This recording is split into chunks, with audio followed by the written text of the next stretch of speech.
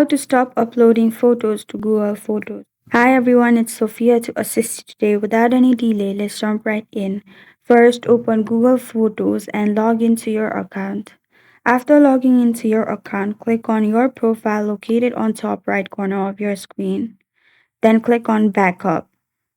As you can see, it is backing on, so your photos are being uploaded in Google Photos as it shows backup photos and videos on this device automatically.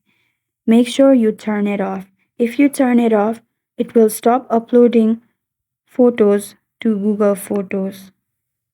And simply, if you want to back up again, you can simply go to backup and turn on. It will upload your photos to Google Photos. And that's how you stop uploading photos to Google Photos. Thank you for joining me today. If this video helped you out, please leave a like and subscribe for more. Got a question or want to suggest a topic? Comment below. I am Sophia signing off. Until next time.